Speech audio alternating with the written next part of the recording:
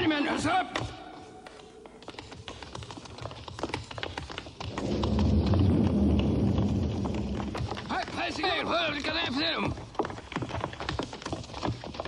Oh.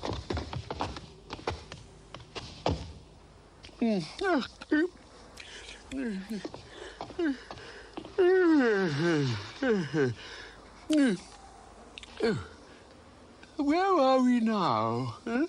We're there. And now, I wish we weren't. Father, there's a flying ship, a real one. It's landed in the courtyard. It has been observed, Your Royal Highness. His Majesty has commanded me to welcome our distinguished visitors. I couldn't really see the people in it. You will see them soon enough, my dear Alexeya. We shall have a great banquet in their honor. It's the mighty Tsar It's the mighty Tsar himself. Oh, it's Tsar Nikolai.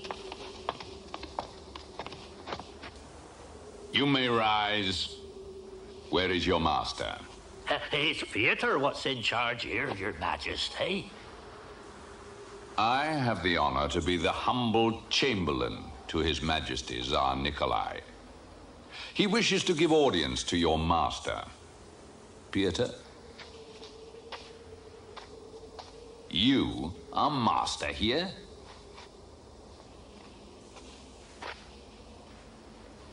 What are you? A woodcutter, my lord. And you? Oh, a poor farmer, me lord, come to bring me straw to the Tsar. He has no need of straw. You? Marksman, my lord. Come with my bow, serve the Tsar. He has bowmen enough. You? I am but a forester, my lord, but I have saplings here that will grow so fast His Majesty will marvel at it. And my wife here... Silence! Where did you steal this ship? My lord, it's our ship. Or at least, Well, why have you not brought these royal personages before us? Your Majesty, I have to inform you with regret that the ship is full of peasants. Peasants? Peasants, with straw and sticks and all manner of ugly things. Oh, bring them in, Father, please. They might be princes in disguise. May I speak privately to you, Your Majesty? As you see, Your Majesty, it is a fine vessel. Give them gold for it and send them on their way. But since they have stolen it, Yes?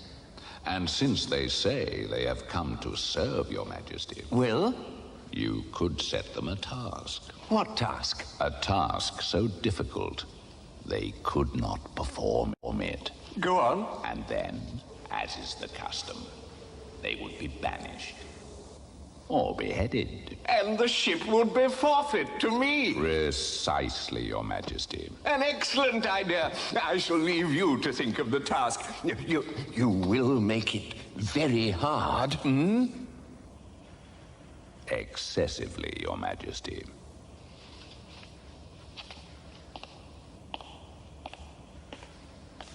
Lord Chamberlain, what were you talking about with my father? Nothing important, Your Highness. We were simply discussing arrangements for the banquet. Task? What task? he says that a great banquet is going to be spread out for us here in the courtyard. Told you, sir. Good, good. Splendid. Only, if we don't eat up every scrap and leave every plate clean, the task won't be complete, and we'll all be banished.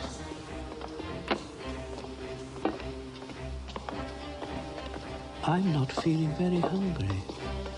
I wish I hadn't eaten that cake. I don't think it matters whether we're hungry or not. We'll never finish all that.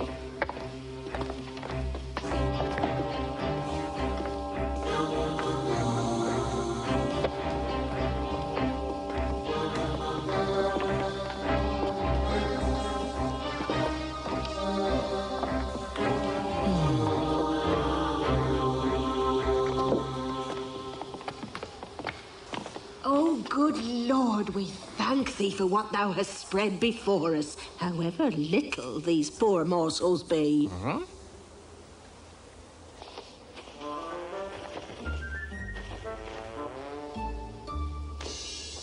Oh, lovely.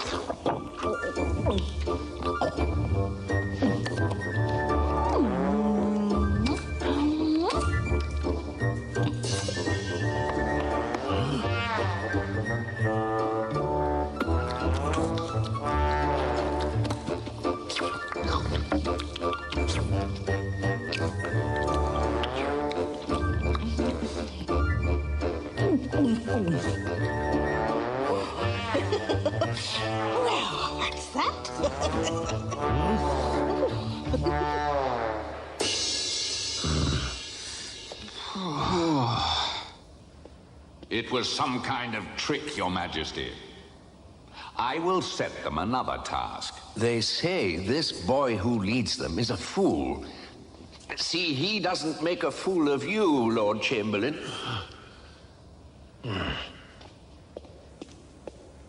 Honored guests, the mighty Tsar applauds your completion of his task and commands you to an audience.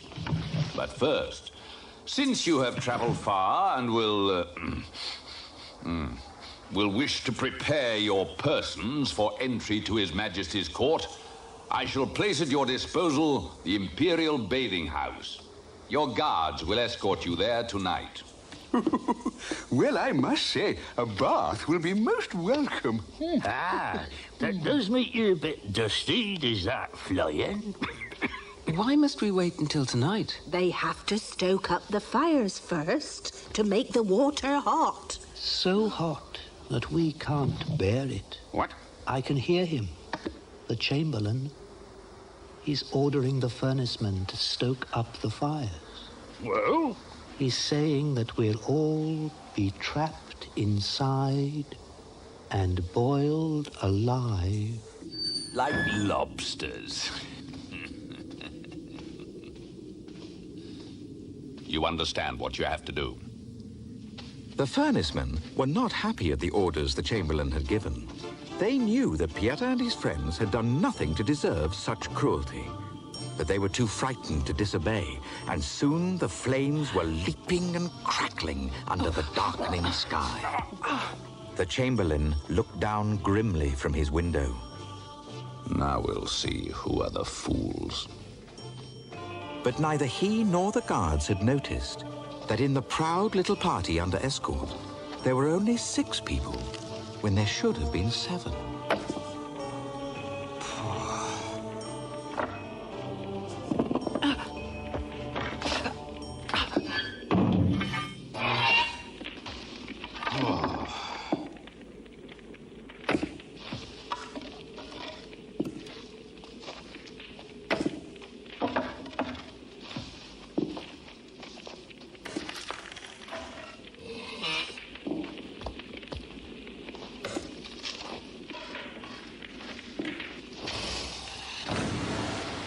The ice-cold straw almost put out the fire completely, and the furnaceman had to hurry for more logs.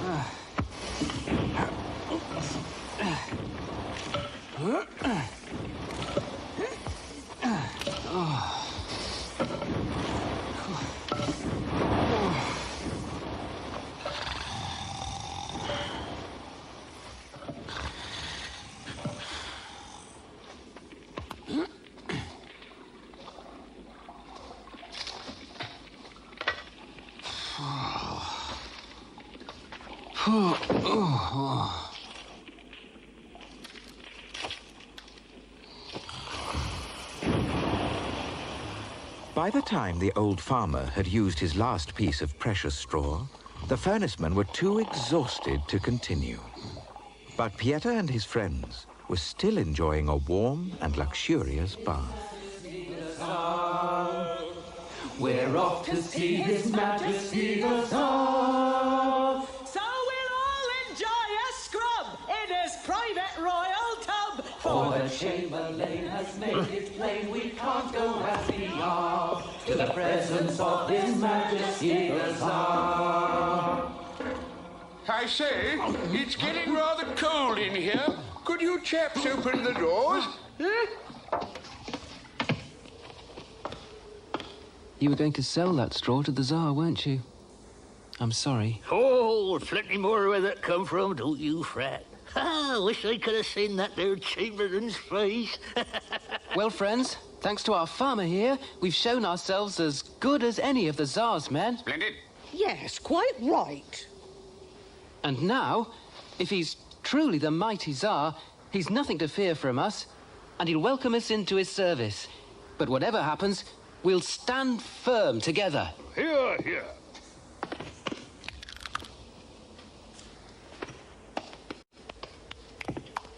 Oh. Hello, miss. Hello.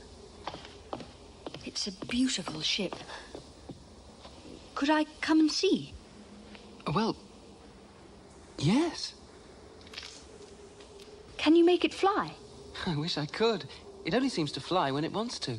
But it is your ship. Well, yes, it is. But, look, if you'd like to sit down, I'll tell you what happened.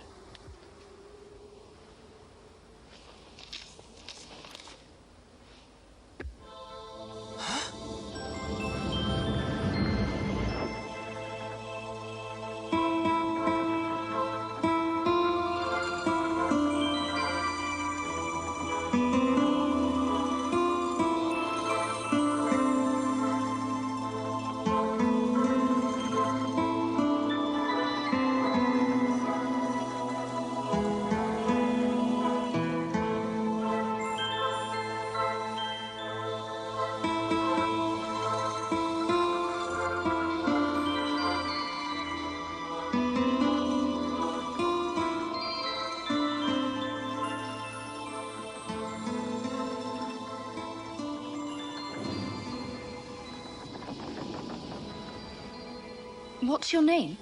Pyotr. I'm a woodcutter. What's yours? It's Alexeya. I'm the princess's serving maid. The princess? I wish I'd never heard of her. What? What? Don't you want to marry her? Not really. I just want to find my brothers and go home to my mother and father. They'll be so unhappy. Anyway, I'm just the fool of the world. I wouldn't be suited to the mighty Tsar's daughter. I ought to go. Thank you. Will you come again? I'll try. But as the Princess Alexeya skipped back into the palace, the Lord Chamberlain was coming to tell Pyotr and his friends of the last impossible task he had set them. And this time, it really was impossible.